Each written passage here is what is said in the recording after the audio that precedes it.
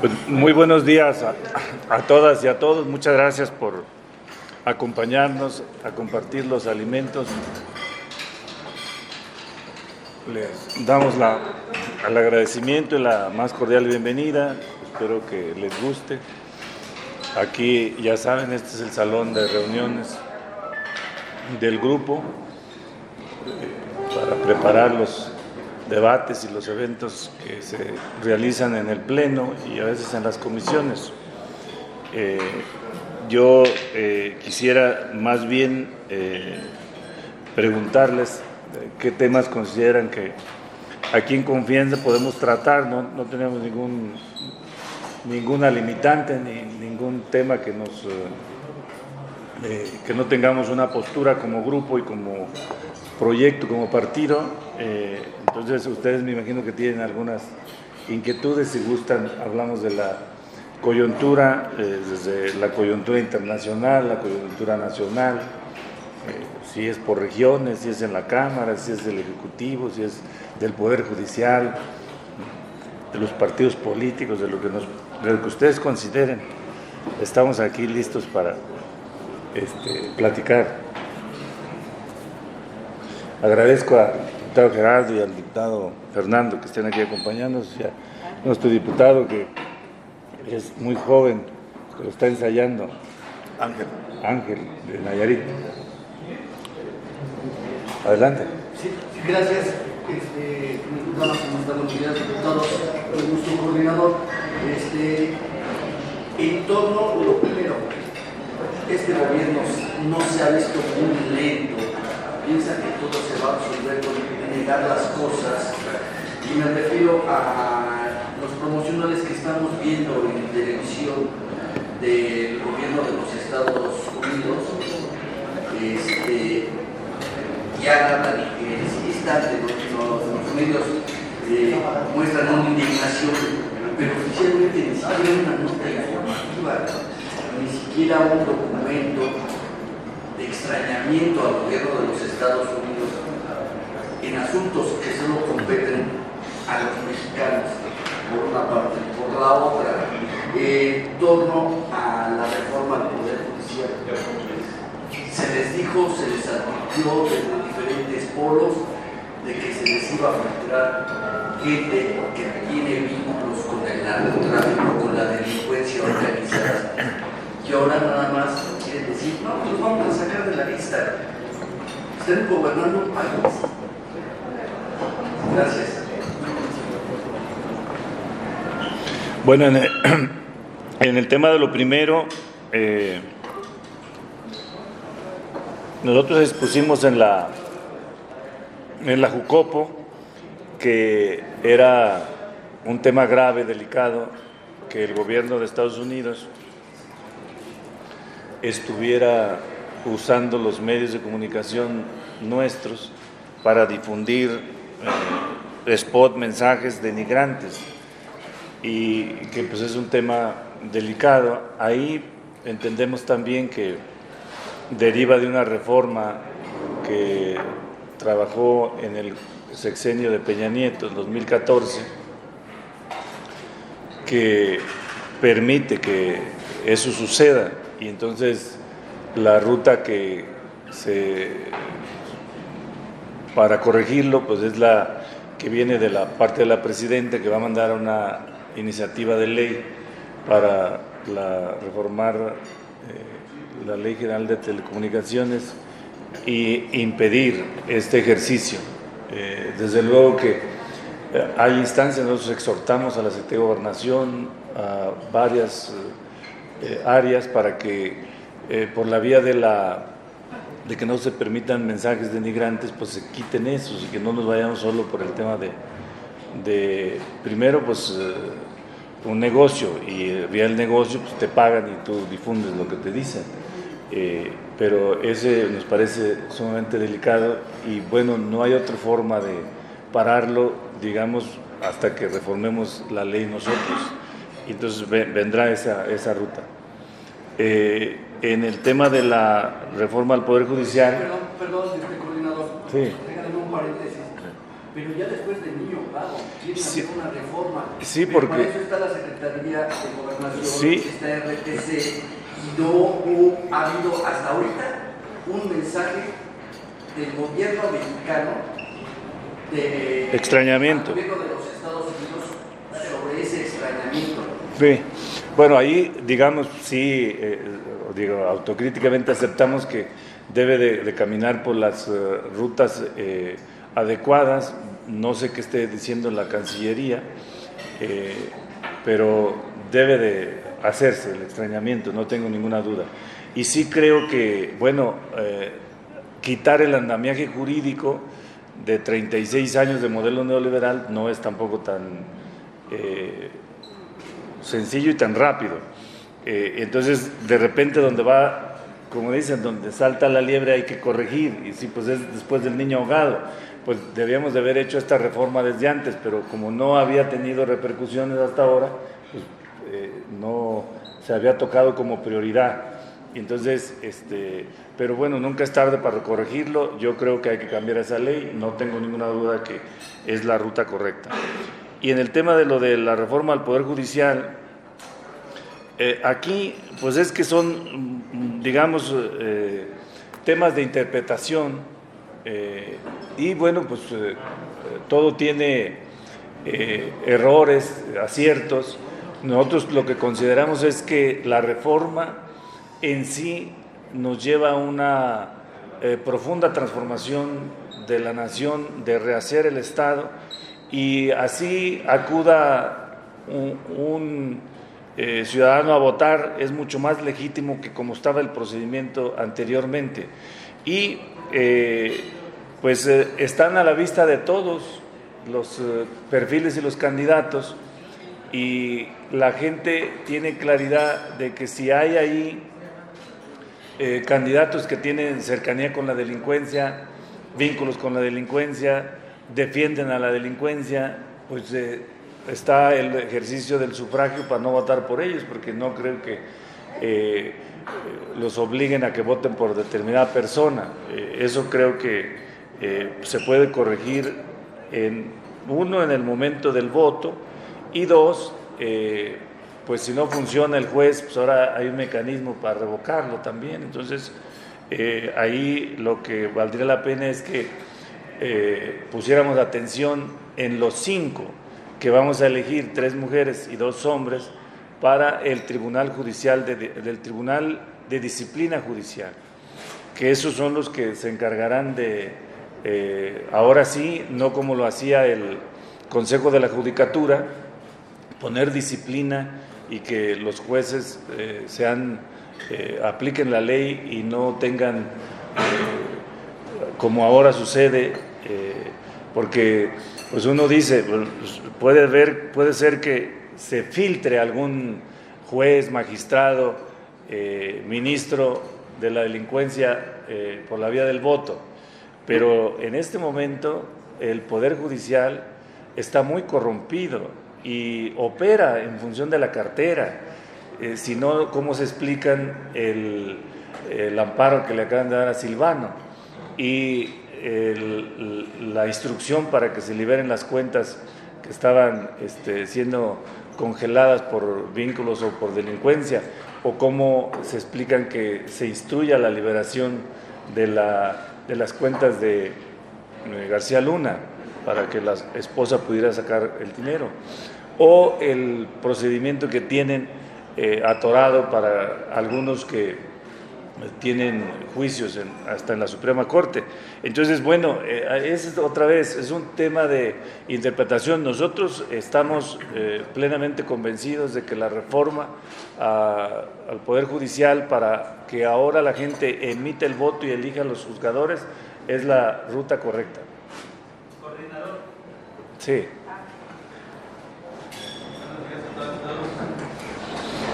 A mí me gustaría preguntarle, pues, cómo va esta relación con Morena, cómo va el tema de las campañas, donde va a haber elecciones locales, y en términos generales, cómo va la relación. Ya nos decía usted hace unos meses, pues, que había mucha soberbia en el partido Guinda. Entonces, pues, a ver si resolvemos esos conflictos o cómo están estos conflictos. Gracias. Bueno, en este momento la relación con Morena pues está, digamos, un poco fría, congelada ahí, porque en la elección que viene hay 2 elecciones locales en Durango y en Veracruz. En el caso de Durango vamos juntos, coalición, los 3 partidos que venimos trabajando juntos, Morena, PT, Verde. Y en el caso de Veracruz va solo el PT y va Morena y Verde juntos.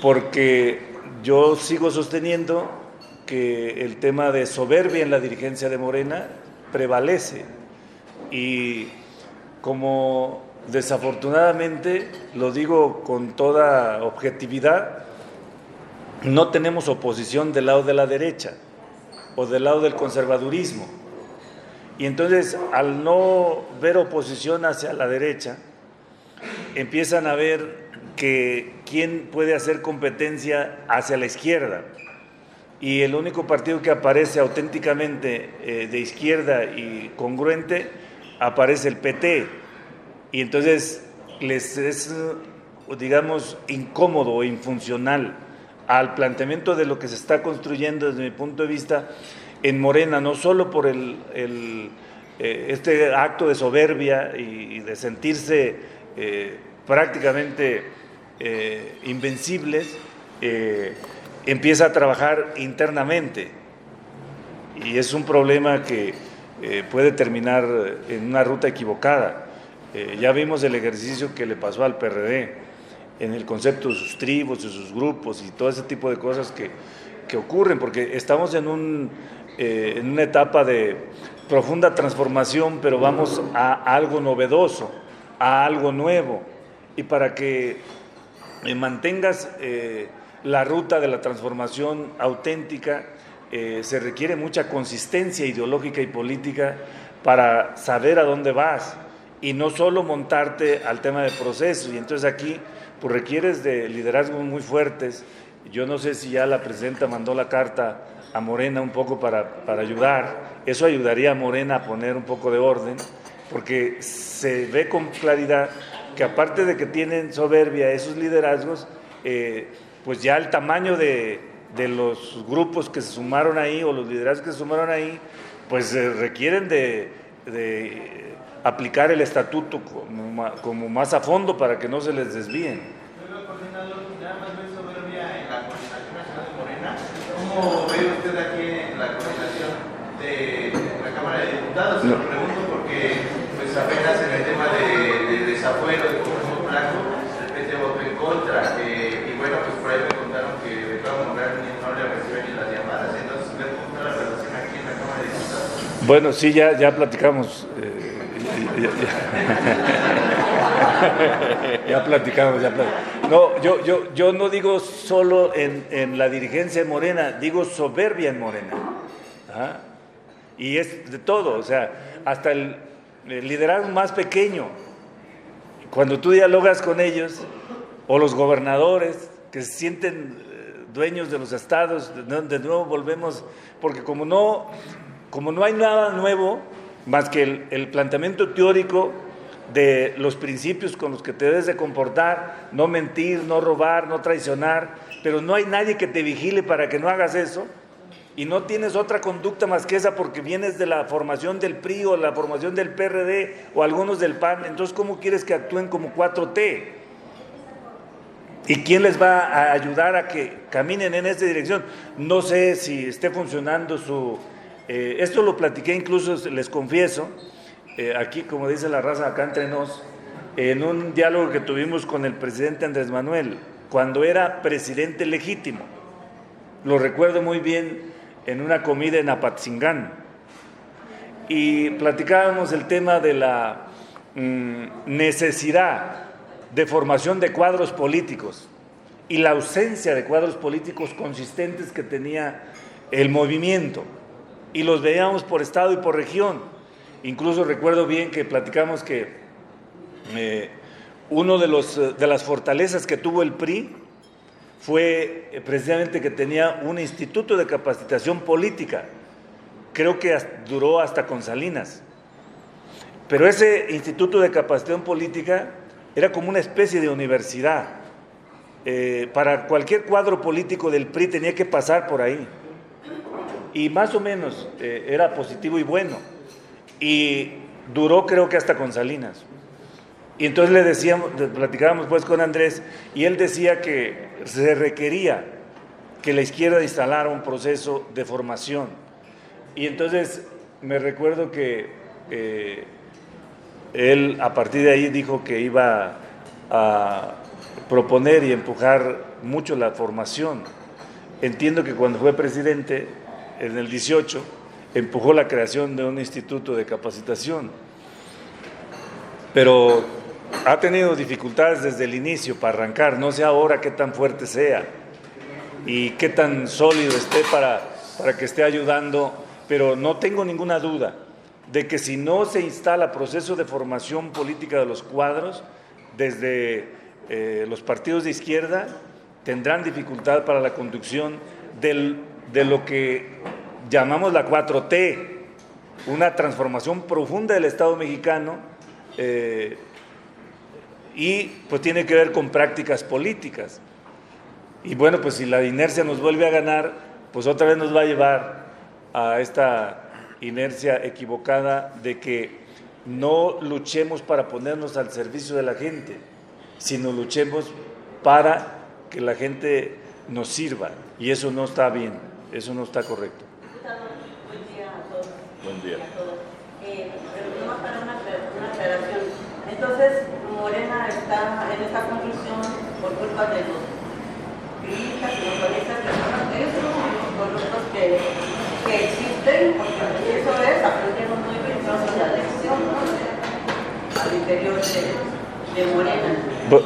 Pues digamos que no es culpa del PRI ni del PAN eso, o en parte sí, porque digo, no hay oposición, y entonces cuando no hay oposición al frente, entonces la disputa se vuelve interna.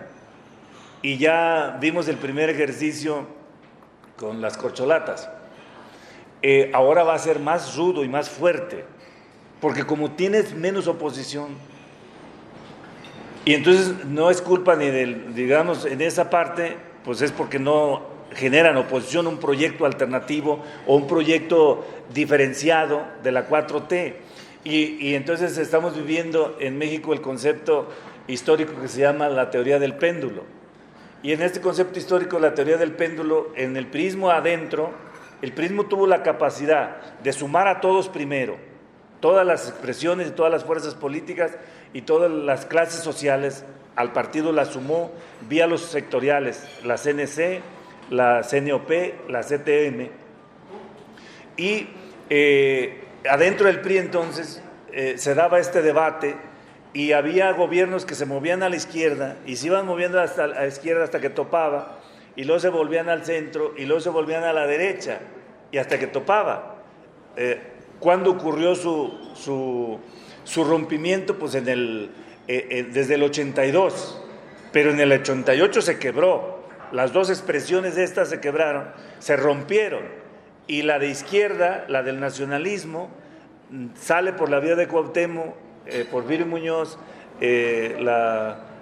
nuestra compañera diputada Efigenia, con la corriente democrática, y ya se quiebra ahí el sistema que venía del nacionalismo, que venía del proceso de la revolución, y ya es incapaz el PRI de mantener a todas las fuerzas.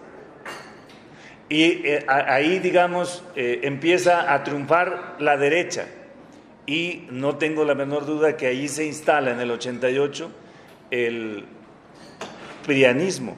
Hasta Ceballos dijo que Salinas asumió el programa el plan de trabajo y el programa del PAN.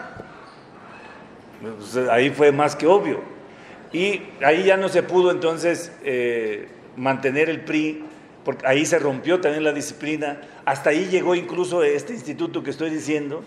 Ya no hubo más capacitación y formación ideológica y política en el PRI, porque pues ya se movieron hacia la derecha, y entonces se empieza a generar una alternativa. Ven cómo nos fue que gana o se impone Salinas por la vía que todos sabemos a la presidencia de la República, y hasta cuándo tenemos oportunidad de disputar por la vía de la izquierda. Pasó el 88, luego vino el magnicidio de Colosio. A pesar de eso, el PRI sale avante de ese crimen.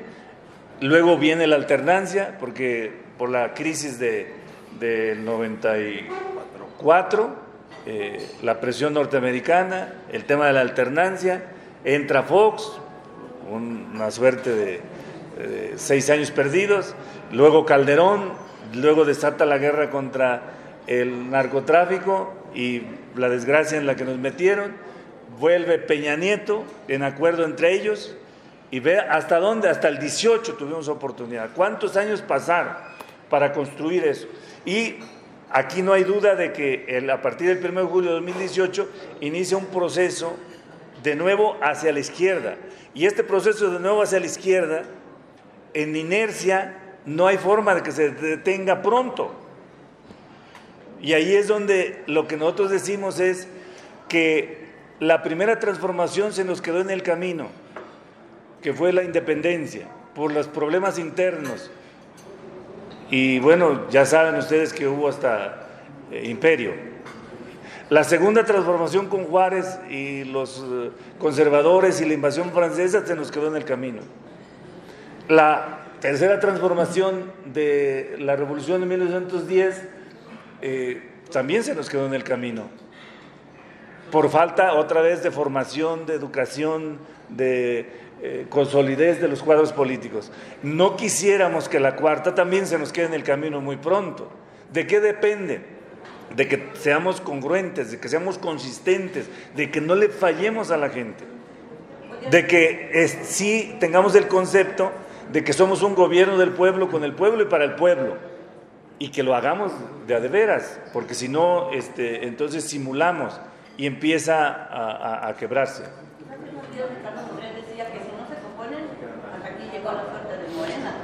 Sí, por eso yo decía también eso, o sea, si no se endereza, si hay problemas y no hacen caso, y en lugar de poner atención, porque miren lo que decíamos incluso con el presidente Andrés, todo tenía la 4T con el presidente Andrés, menos la autocrítica.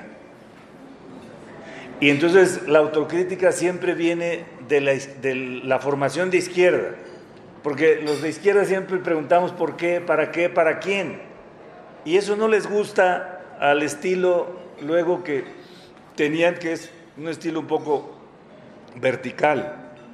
Oye, pero ¿por qué esto? ¿Por qué esto otro? ¿Por qué? Y entonces eso, y ahora también hace falta eso, el tema de la autocrítica. No hay autocrítica. Y cuando no hay autocrítica y ya no tienes enemigo enfrente, porque desafortunadamente no tenemos oposición, está muy chiquita. O sea, imagínense con Alito todavía dirigiendo al PRI, o nuestro amigo del PAN, Anaya. Jorge Romero. O sea, los hicieron talco desde el arranque. ¿Y cómo van a orientar? ¿Sobre qué orientan? Es un tema complejo, pero y ahí entonces empiezan a emerger, desde ahora se adelantan los que ya están disputando la ruta del 30, ya no es ni siquiera el 27, sino ya el 30, pues no, en lugar de ponerse a servir, ve el tema de las diputadas que critican a nuestra secretaria de Bienestar. O sea, quieren lo mismo. Yo les he platicado también acá cómo batallamos aquí en la discusión del presupuesto del 18 para el 19, para quitar el tema del ramo 23, los famosos etiquetados. Aquí muchos diputados, incluso del PT y de Morena, se oponían. ¿Cómo vas a quitar los etiquetados? ¿Qué le voy a llevar a...?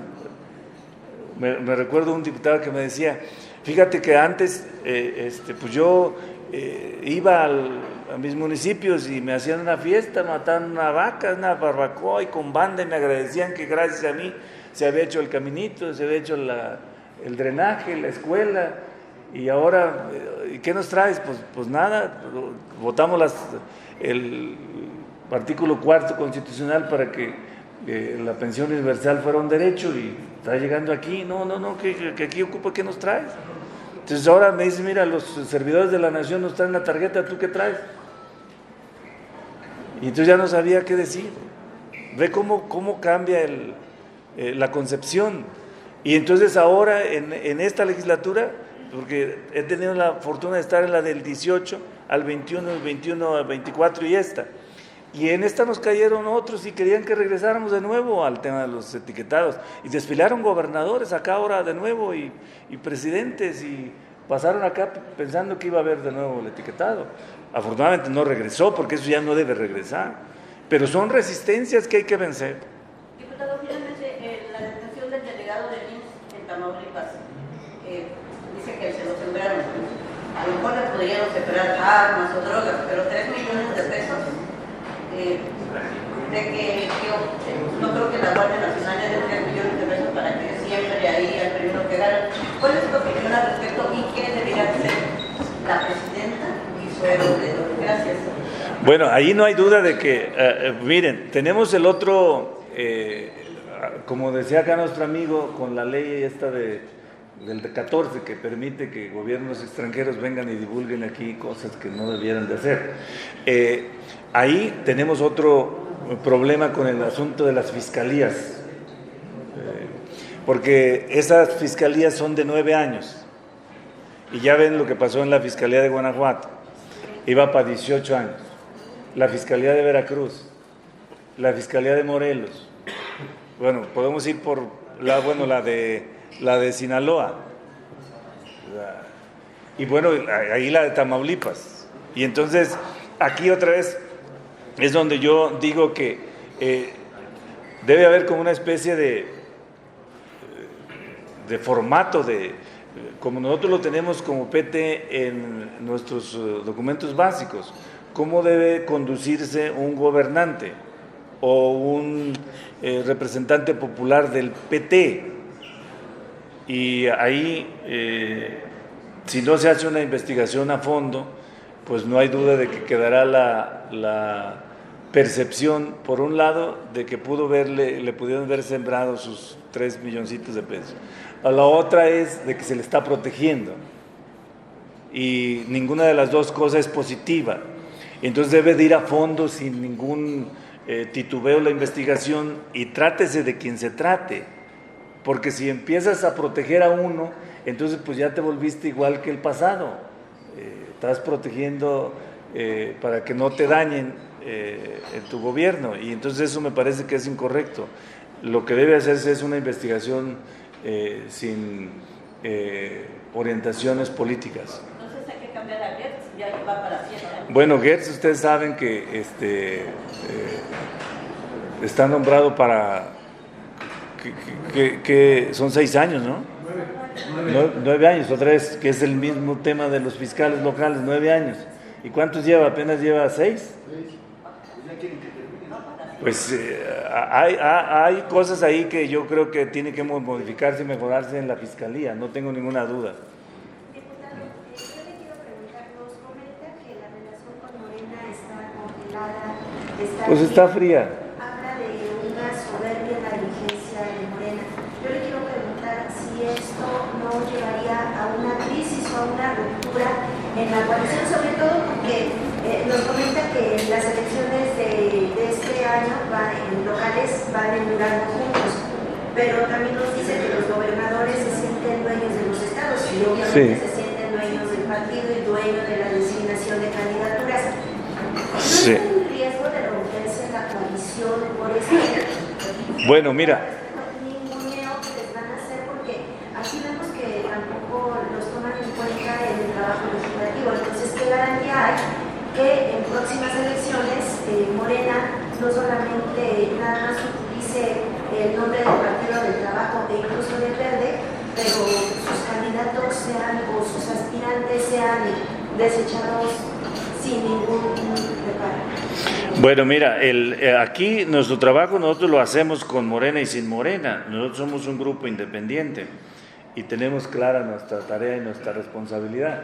Y en la coincidencia que tenemos con nuestra presidenta, nosotros al 100%, y vamos a empujar todo lo que ella tenga de iniciativas y más las que nosotros hemos trabajado y seguimos trabajando. Desde luego, pues que sí requerimos para lograr que salgan adelante, pues mayoría simple o las 2/3 partes si es constitucional. Pero en eso nosotros aquí nos sentimos bien y vamos bien y nosotros no hemos fallado en el tema de caminar en base a los principios de la 4T en el ejercicio parlamentario. En lo que corresponde al tema de Morena, mira, tenemos lo siguiente. Ya expliqué que en Durango vamos juntos y en Veracruz vamos solos. La elección, el resultado de Veracruz nos va a decir de qué tamaño está el PT en términos de fuerza política. Y va a ser una elección que nos puede ayudar para evitar el riesgo que corrimos en el 2000, en la intermedia de Andrés, que fue el 21. Ahí no hay duda que la soberbia de Morena es la que hizo que no tuviéramos las 2/3 partes en Cámara de Diputados, porque no quisieron que fuéramos juntos en la mayoría de distritos. Les pongo el ejemplo de Michoacán. En Michoacán en ese entonces teníamos 12 distritos. De 12 distritos, la coalición teníamos 10. La oposición solo tenía 2. Nosotros planteamos que debíamos ir juntos. Y no quisieron que fuéramos juntos. Solo fuimos juntos en 2. Los 2 los ganamos. Y Morena solo pudo ganar 2 más. 4. Si sumamos los votos de Morena y PT que fuimos solos, hubiéramos ganado 5 más. Entonces, sin problema hubiéramos ganado los 10. Si hubiéramos ido juntos, Morena, PT Verde, en Michoacán hubiéramos ganado los 12. Y así se repite en cada estado en la elección del 21. Es una elección importante. Para allá nos puede llevar de nuevo este fenómeno si Morena no corrige, porque no es un tema de PT, es un tema de Morena. Por otra vez, esta explicación que digo, que se sienten sobrados, ya con poder absoluto, y acuérdense que luego el poder absoluto echa a perder, y absoluto echa a perder absolutamente. Y entonces, en los gobiernos de los estados traemos el fenómeno, que es otra vez lo que decíamos, ahí sí, herencia priista. ¿Qué es el tema de herencia priista? Acuérdense, el primer priista del país era el presidente de la República. El primer priista del estado era el gobernador. Y el primer priista del municipio era el presidente municipal. Y nunca se separaba el PRI del gobierno. En la 4T Andrés pidió licencia. Claudia entiendo que pidió licencia. Pero los gobernadores no piden licencia, ni los presidentes municipales piden licencia. Hasta allá no llega esta decisión de lógica nacional de dejar que el partido camine su ruta y que el partido se convierta en un instrumento de evaluación y de fortaleza del gobierno. No el partido, el presidente dirige al partido o el gobernador dirige al partido. Eso está equivocado, porque esa es una herencia equivocada del PRI. Pero bueno, ¿cómo le hacemos para acabarla rápido? Digamos que hay que empujar y hay que luchar para que eso cambie.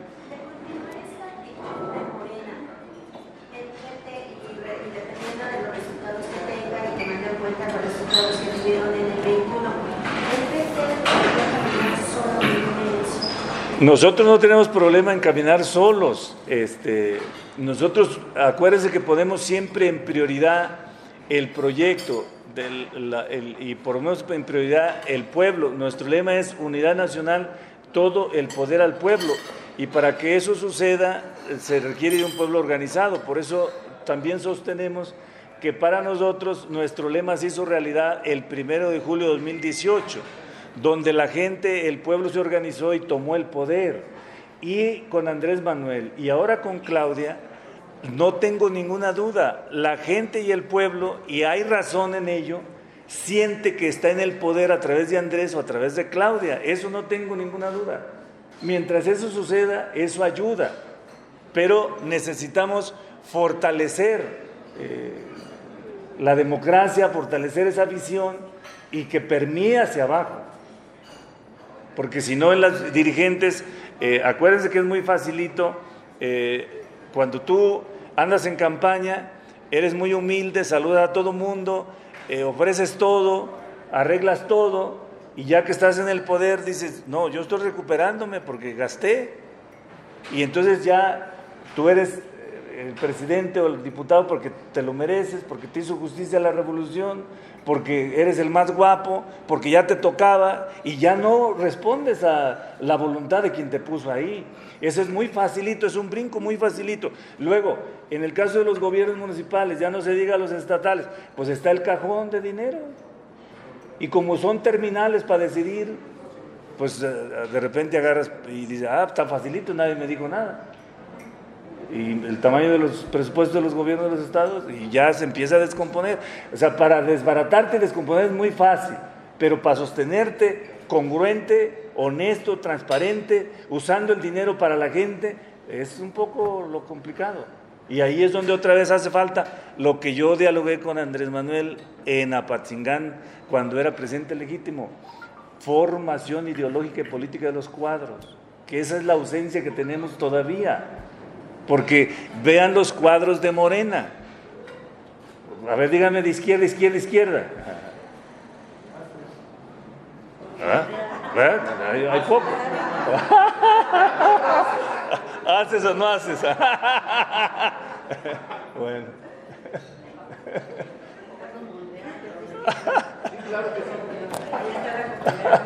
Bueno, agradecemos que esté también nuestro amigo Amadeo, vicecoordinador del grupo, y también nuestro amigo Nono y nuestro amigo Ricardo Mejía. Adelante. Sí. Diputado, yo nada más quisiera pedirle, acumulando un poco las preguntas que hacen los compañeros sobre la relación del PP con Morena. Específicamente en la Cámara de Diputados, si esta, digamos, lo que a nivel partidos ha mencionado se replica también aquí, si ya habló con el coordinador Monreal. Sabemos que tenían problemas hasta de reparto de oficinas, en algún momento usted habló de la calle. O sea, esta situación ya se solucionó, ¿cómo va aquí? Porque muchas de esas diferencias creo que las hemos visto en el Pleno, si esto seguirá ocurriendo o no. Gracias. Eso por una parte. Por otra parte, quisiera pedirle que abundara sobre este tema, estos comentarios que hacían sobre algunas actitudes o comportamientos que podrían desvirtuar los objetivos del movimiento del PP que forman parte, como este asunto, por ejemplo, de los diputados de Morena, de estar queriendo participar en la entrega de apoyos, pues algo que el propio movimiento desterró del presupuesto y que ahora pues quieren volver a ellos. Y si esto, por ejemplo, lo del delegado del IMSS que comentaba la compañera Mago, si estas presiones por regresar al ramo 23 sería parte como de estas actitudes que usted decía pueden desviar el movimiento, los objetivos del movimiento. Y por último, pedirle una opinión sobre esta ley de telecomunicaciones que llegó ayer al Senado. Sabemos que en el Senado van a darle fast track, lo van a sacar lo más rápido posible para que pueda salir. En el caso de la Cámara de Diputados, pues queda viernes, lunes, martes y miércoles de la próxima semana para que termine el periodo.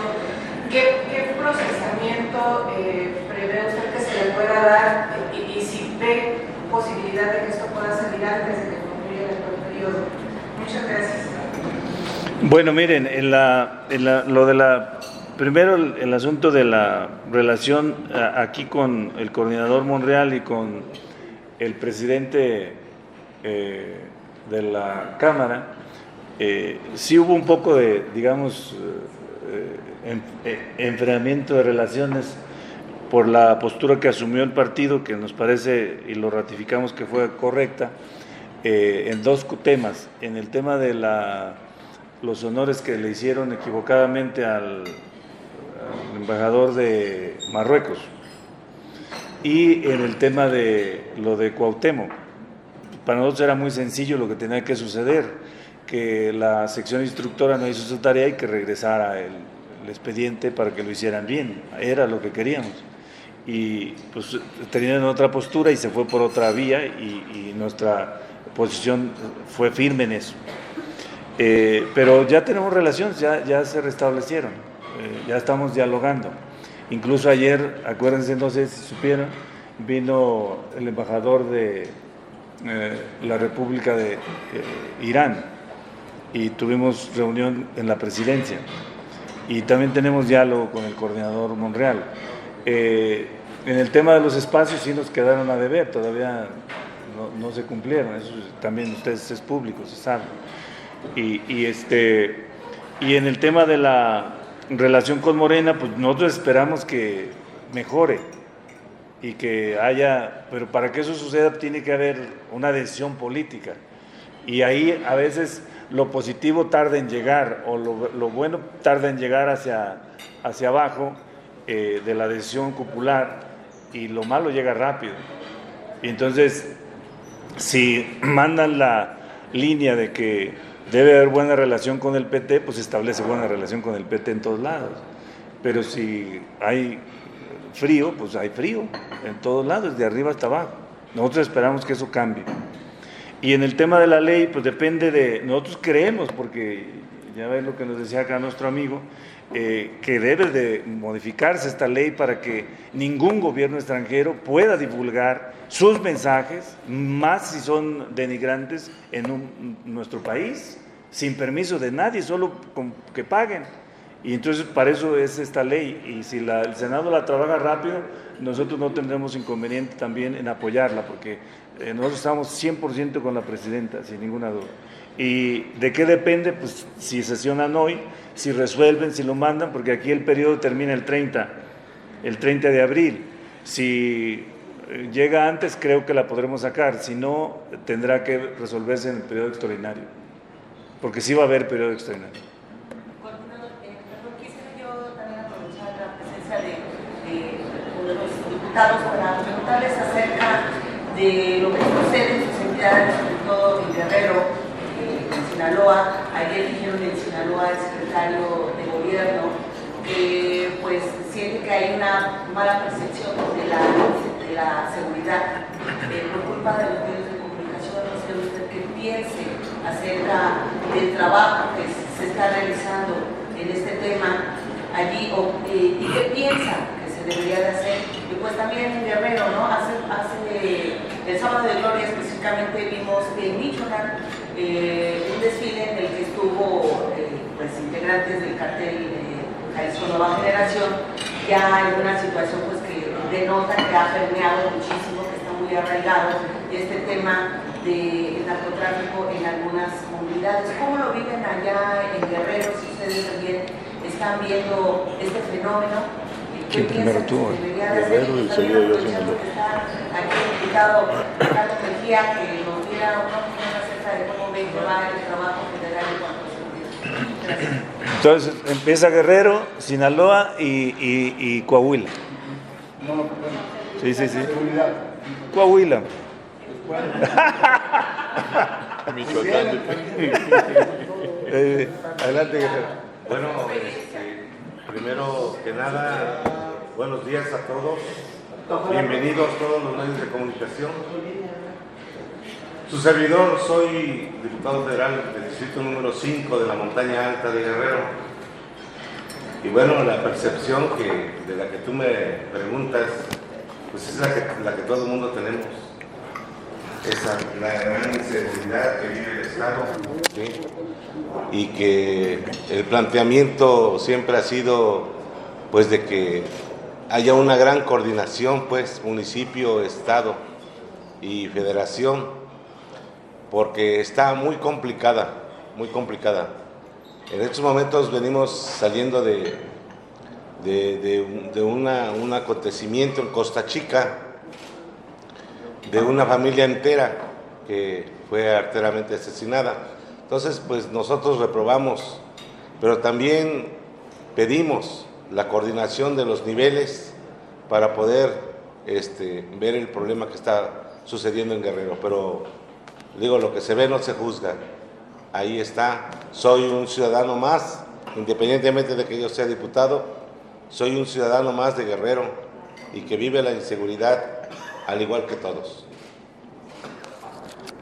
Sinaloa. Presente.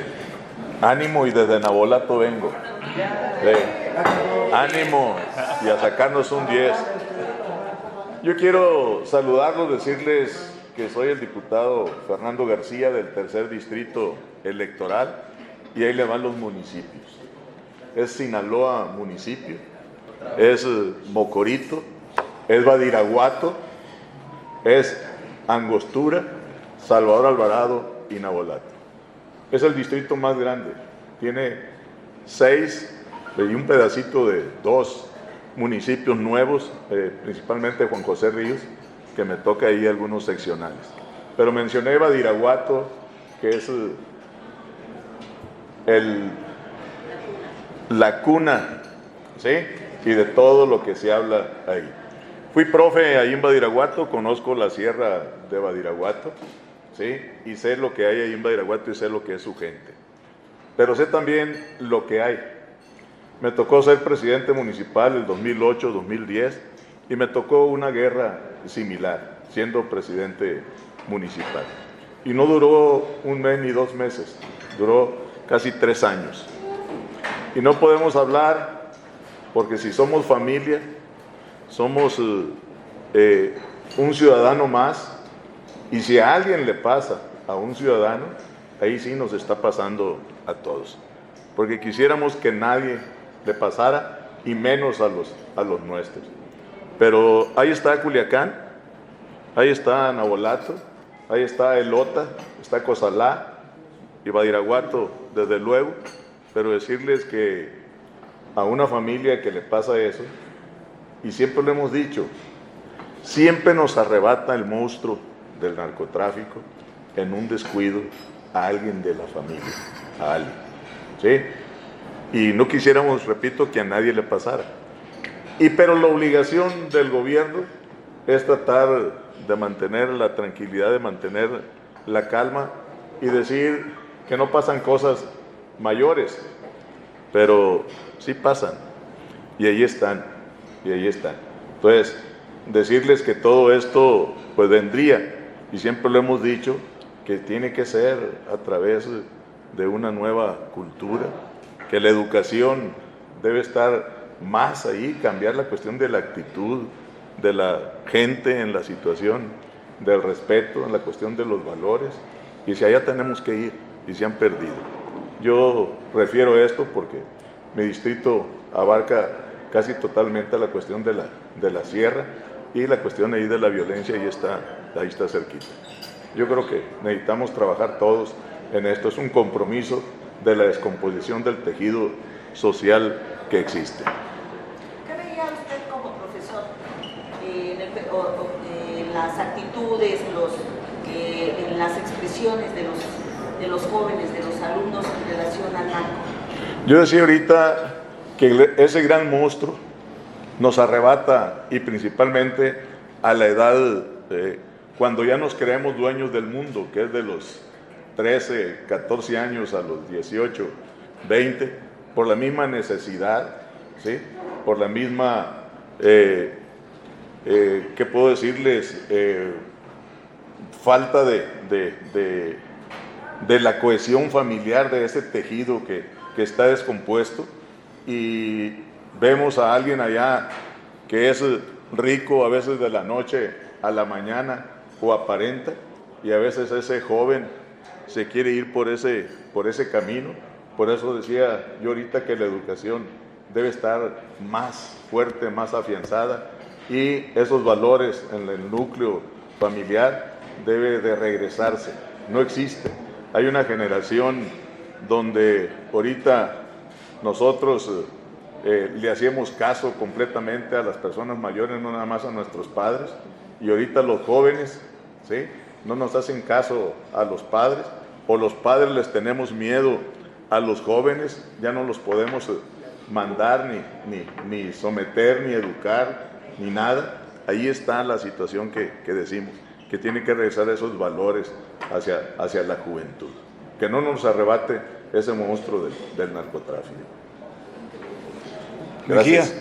Sí, gracias. Muy buenos días a todas y a todos. Pues miren, realmente la Estrategia Nacional de Seguridad, que hay una línea de continuidad del gobierno anterior al actual, pues cada día ha dado más frutos, sobre todo en un indicador que es el que más está en la palestra, que es el tema de los homicidios dolosos. O sea, según los últimos datos, que no los inventamos, son los datos del Secretariado Ejecutivo del Sistema Nacional de Seguridad Pública, que además tienen prácticamente un cuarto de siglo siendo la referencia, pues sí hay una disminución importante de los homicidios dolosos. En septiembre del 24 había un promedio de casi 87 homicidios diarios y según el último reporte que dio el Gabinete de Seguridad, estamos hablando de 74.7 homicidios. Y si hablamos del 18, cuando se recibe de Peña Nieto, pues eran casi 100 homicidios diarios. Todavía los años 19 y 20, pues fue la contención, porque era una tendencia prácticamente ascendente, como un cohete que va despegando, se logra frenar y a partir del 21 empieza a haber una disminución paulatina. Claro, quisiéramos que no hubiera homicidios, pero finalmente son cometidos, el grueso de estos homicidios pues son producto de disputas criminales o de hechos de delincuencia organizada. Guanajuato sigue siendo el principal estado que genera homicidios. Guanajuato casi es el doble del estado que le sigue, que es Baja California. O sea, solo Guanajuato tiene un promedio de 14 homicidios diarios de estos 74 homicidios. Creo que por otro lado las acciones que se han tomado en materia legislativa están ayudando ya a darle certeza a la Guardia Nacional que esté en la Secretaría de la Defensa Nacional, las nuevas facultades que hoy tiene la Secretaría de Seguridad, facultades de investigación, de inteligencia, que esperemos ya salgan las dos leyes que siguen detenidas en materia de seguridad. La ley de inteligencia e investigación es fundamental, va a ser un parteaguas en la inteligencia y la seguridad del país. La ley que aprobamos ayer, que no se le ha dado la importancia de vida, pero es toda un blindaje en el tema de armas, que es en los hechos, como lo dije ayer, una nueva ley de armas de fuego y explosivos. Poner como delitos que ameritan prisión preventiva oficiosa la extorsión, que es el delito que más agravia a la sociedad, el cobro de piso, la extorsión, el tema del fentanilo, el tema del tráfico de armas. Entonces creemos que todas estas herramientas que el bloque mayoritario en la Cámara y en el Senado de la 4T le ha brindado al gobierno, pues son herramientas que no se contaban anteriormente. Entonces creo que esto paulatinamente va a apoyar más. Todos los operativos que se han hecho para el tema del fentanilo están dando resultados.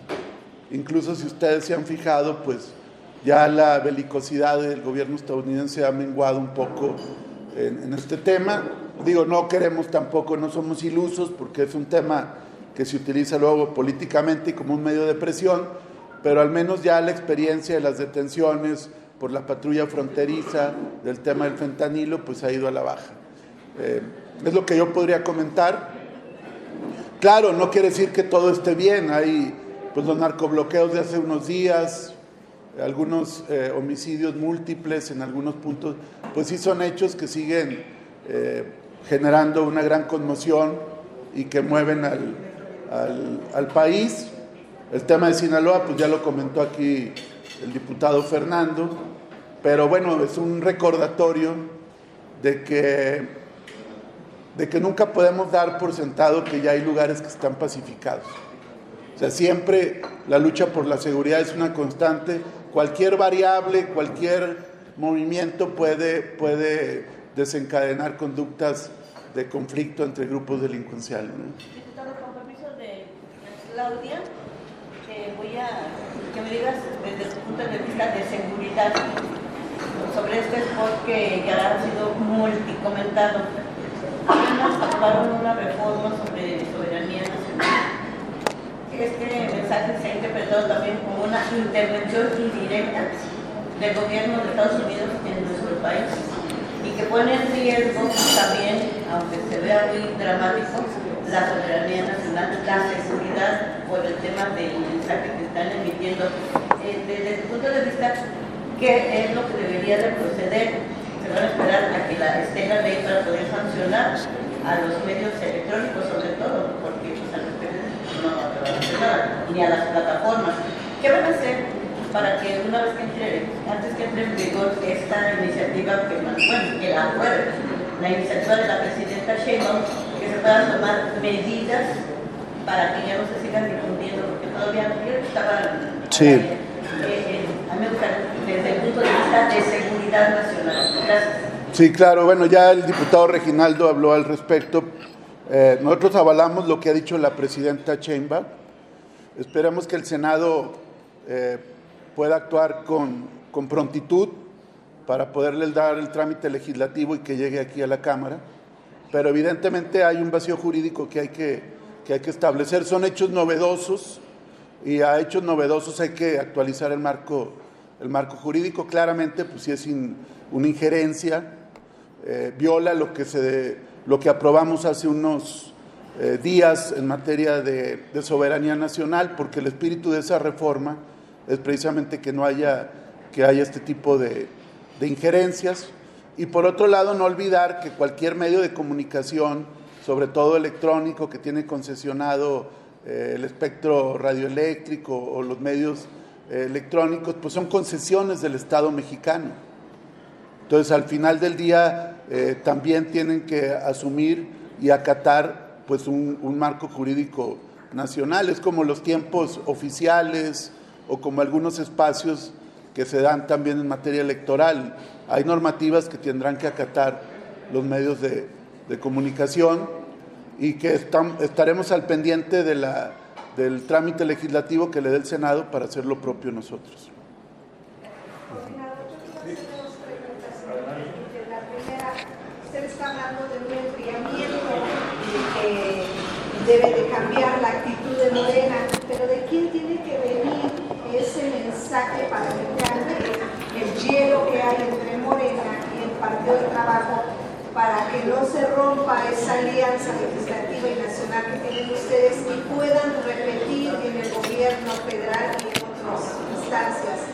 La segunda, hay varios especialistas y integrantes de la oposición que están pidiendo que no en el periodo extraordinario se aborde la aprobación de la iniciativa de la jefa del Ejecutivo para prohibir precisamente estos mensajes antimigrantes. ¿Por qué? Porque hay algunos rubros que preocupan y que son precisamente el de limitar los mensajes en redes sociales. ¿Usted qué opina al respecto? ¿Lo pueden dejar para después, para establecer una especie de mesas de diálogo?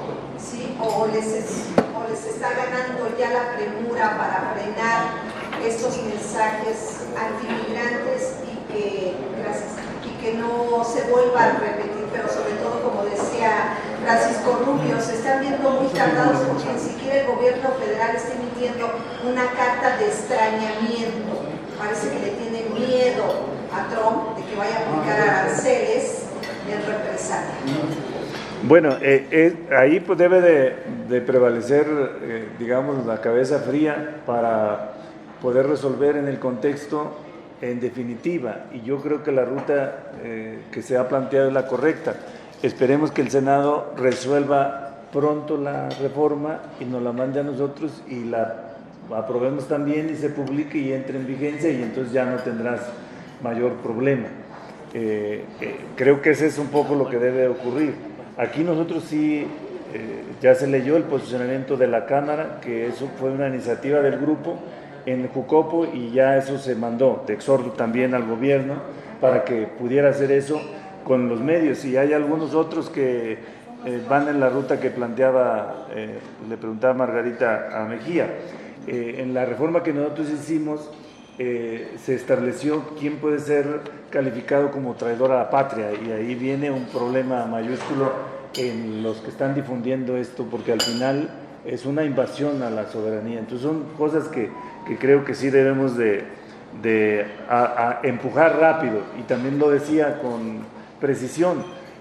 Hay que quitar, eso nos obliga a hacer de nuevo una revisión a todas las reformas constitucionales que se hicieron dentro del modelo neoliberal y todas las leyes secundarias que tendremos que trabajar para avanzar y no nos agarren de nuevo en sorpresa, como nos decía. Y en el tema de quién debe venir la decisión, pues yo digo centralmente la dirigencia. O sea, ellos son los que deben hacer el anticipo o el llamamiento a que mantengamos la unidad de los grupos, de los partidos que caminamos en la coalición Sigamos Haciendo Historia. Creo que de ahí viene. Y quería yo hacerles dos comentarios más. Uno, en el tema de la cultura y en el tema de los valores, que ya decía acá mi maestro de Sinaloa. Recuerden que en el modelo neoliberal se empujó mucho el individualismo, el egoísmo, el materialismo. Y entonces, ¿qué ocurre con toda esa cultura de esos valores?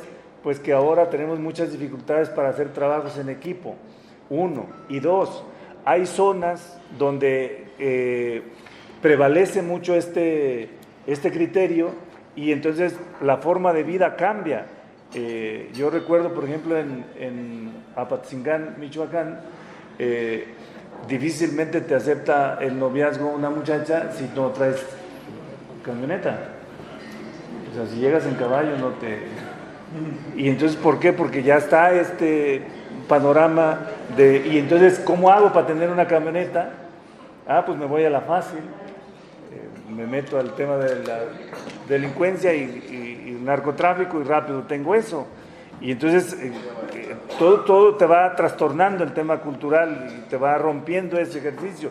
Por eso sí, el centro debe ser el tema educativo, pero el tema de educación de diferente formato y de valores, pero pues aquí otra vez volvemos a combatir causas y la necesidad de que el joven no tenga que acudir a eso para tener éxito en la vida. Y entonces tienes que generar condiciones de trabajo, condiciones de vivienda, condiciones de salud, condiciones de otra naturaleza para que cambie la realidad. Y eso es un proceso un poco más largo, pero estoy seguro que va a suceder. Y aquí por eso también nosotros como PT siempre hemos dicho lo siguiente: nosotros estamos en favor de que cambie las relaciones de capital-trabajo, porque estamos en un sistema capitalista y no estamos planteando que vamos al socialismo. Lo que estamos planteando es que este modelo no sea tan cruel y que no sea tan agresivo hacia el trabajador. Y hemos dicho con claridad que de la masa de riqueza que se genera en el país,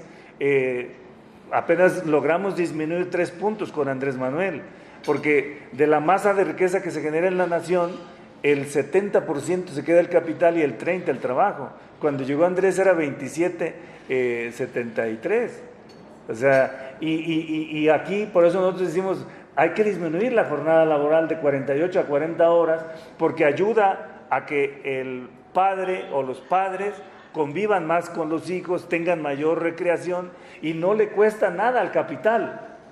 Pero hay que meternos otra vez a esa lucha y a esa dinámica para mejorarle las condiciones a los trabajadores, y también apoyamos por eso al 100% a nuestra presidenta en el hecho de que ahora no solo hay beca universal para el que está estudiando preparatoria, sino también para el que está estudiando secundaria, y debemos ir al de primaria y debemos ir al de preescolar, que sea un estímulo ir a la escuela desde inicial, para que pueda tener oportunidades y que no sea por condiciones económicas que dejo de estudiar, porque todavía de terminar la prepa a ir a la licenciatura es cuando más jóvenes perdemos, que no tienen oportunidad. Porque también aquí les hacemos un llamado a las universidades, que esas universidades con el concepto de autonomía siguen metiendo el examen de admisión y expulsando una cantidad enorme de jóvenes. Y no sé todavía, pero una salida pues es la Benito Juárez, ahora la Rosario Castellanos, y hay que generar más instituciones que acepten a los jóvenes a estudiar. Entonces, bueno, pues es todo ese ejercicio que tenemos que hacer. Diputado Coordinador, a todos buenos días. Buenos días. Bueno, les digo que está también la diputada Magdalena y el diputado Adrián, se integraron. Adelante. Me gustó el concepto que manejó ahorita del trabajo en equipo. Y en este país todo debiera manejarse o trabajar de manera engranada. Pero esta respuesta que les dio a mis compañeros de que solo porque se tiene que apoyar a la presidenta pasaría en fast track una ley de telecomunicaciones. Recordarán los diputados que aquí están, que todos con amplia experiencia, el que se le llamó el martes de la rebelión, 2007, 11 de agosto, en la Torre del Caballito del Senado de la República, donde todos los representantes de los medios de comunicación, conductores, y la mayoría de los que estamos aquí somos representantes de medios que se transmiten electrónicamente y por el espectro, sí del Estado, pero el hecho de que estemos aquí es que somos un mal necesario. Y los medios para los que trabajamos, a mí sí me preocupa, vivimos de la publicidad. Y en aquella ocasión se quería prohibir porque existía y se enriquecían los dueños de nuestros medios, uno de ellos de la publicidad política. Las leyes cambiaron y el INE impuso que los políticos solamente se publicitaran a través de los espacios gratuitos del INE, de los tiempos sociales. La nueva ley, según lo que ha analizado el Grupo Fórmula, trae varios cambios y varios endurecimientos de las tarifas del uso del espectro, que habría paquetes de cómodos pagos si se acepta el aumento de este uso de tiempos oficiales. Entonces, no sé si también este concepto de trabajar en equipo nos ayudara al Poder Legislativo a que este fast track fuera mínimo analizado de una manera un poco más seria, porque pues estaríamos convirtiendo a los medios en servidores del Estado de nuevo, y pues no sé, ya sin la oportunidad de ese diálogo que en aquel entonces se dio en el Senado de la República, si se aprueba el fast track.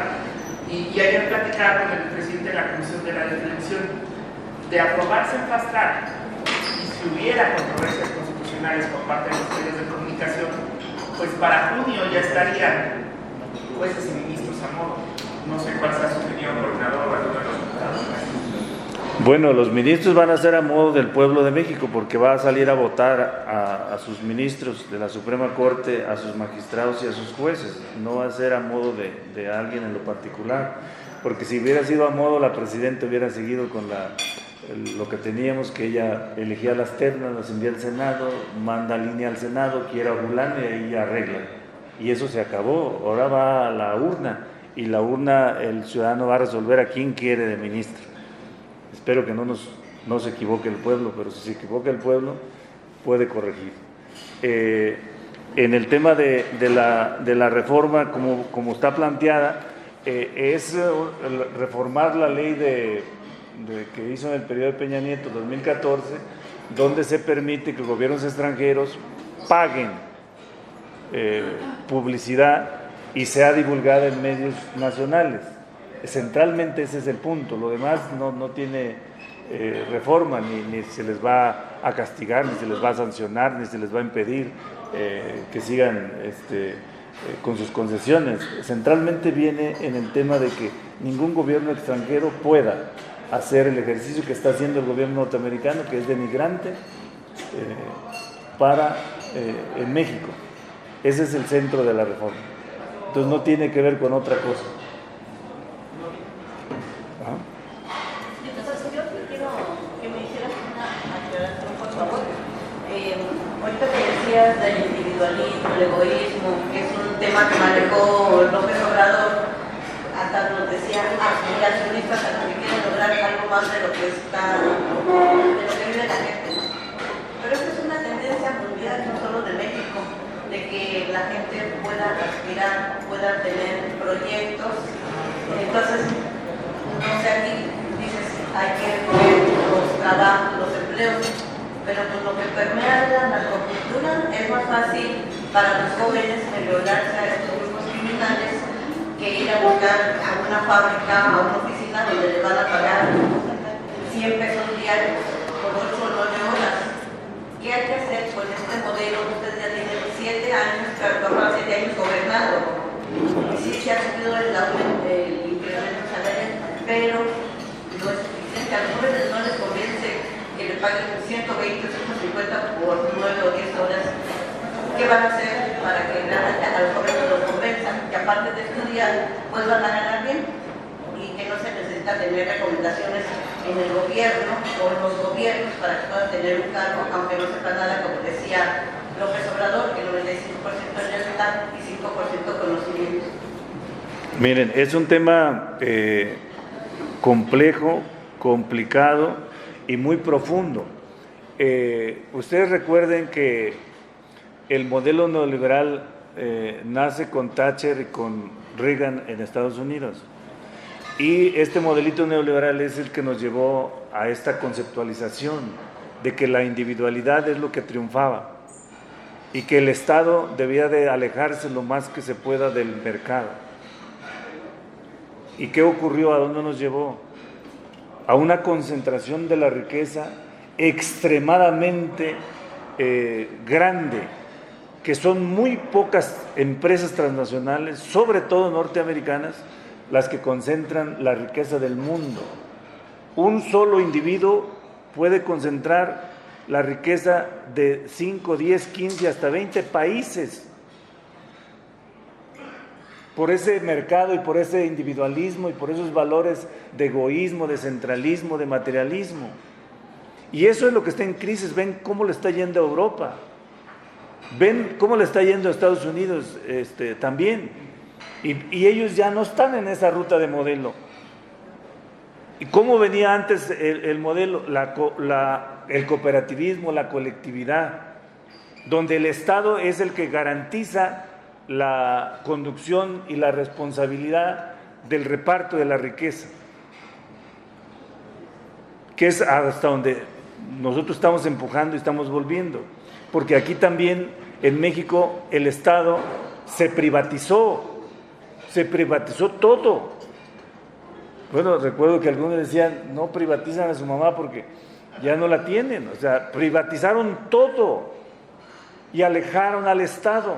Y ahora nosotros estamos regresando a que el Estado retome la conducción de la economía, la conducción de la educación, la conducción de la salud, el tema de bienestar, el tema de que tengan acceso al cumplimiento de derechos humanos, el principal o el más, el derecho humano que es el que puede activar el resto de derechos humanos, que es la educación. ¿Qué tipo de educación? Perdón, ¿qué país es el ideal?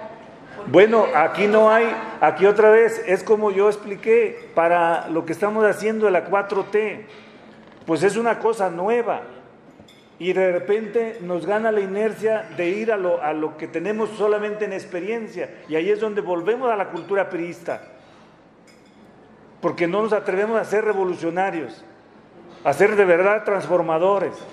Ese es el objetivo y la meta del PT, y por eso a veces el PT se vuelve incómodo, porque es un partido congruente, es un partido consciente, consistente, y que tiene una masa de fuerza política de a de veras, y que los petistas actúan correctamente.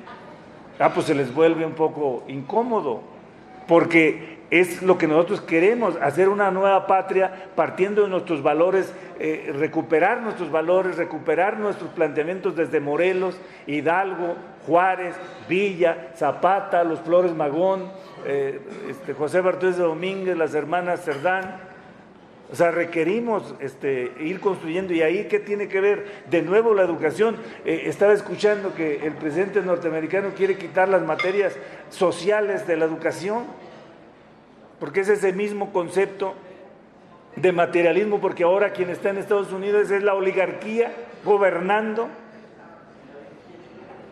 O sea, esas cosas son las que uno... Y yo qué digo, pues no queremos a los medios de comunicación ni que sean incómodos, ni que... No, pues ustedes hacen un trabajo sumamente importante, nos hacen reflexionar, nos hacen pensar, divulgan lo que uno piensa, lo que uno cree y los demás, y pues nos ayudan a hacer corriente de opinión y a formar este criterio. Nosotros ahí estamos de acuerdo, no tenemos ningún inconveniente y no queremos limitarlos en absolutamente nada. Pero el PRI fue transformador. Bueno, pero ¿dónde está la transformación del PRI?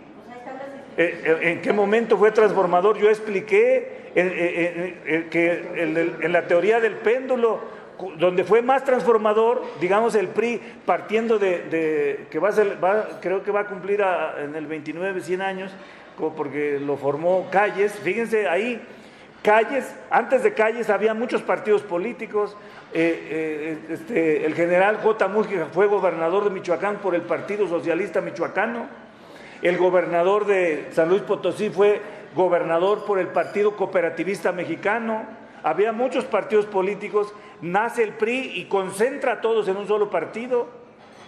¿Y dónde se ve el esfuerzo del priismo, digamos, ahí, concediéndoles ese privilegio que lo olvidaron? Pues con el general Lázaro Cárdenas, que fue aliado de las masas y que hizo una distribución de la riqueza importante, pero luego llega Ávila Camacho y ahí llega la derecha, y luego Miguel Alemán más, y otra vez viene de nuevo el que expropió la electricidad, Adolfo López Mateos, y luego ¿quién siguió?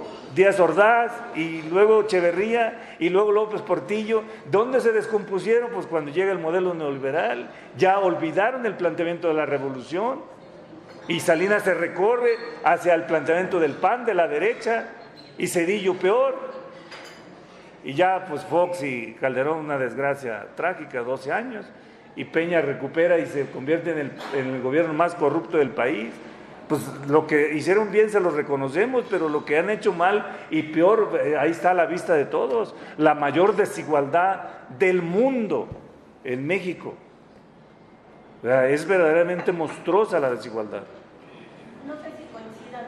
Hace unos días decía Rubén Moreira que de los grandes políticos que tiene ahorita Morena, saben, son buenos políticos porque se formaron en el PRI, y ahí está López Obrador. Bueno, hay que preguntarle a la Morena, nosotros no sabemos de eso. Muchas gracias. Gracias.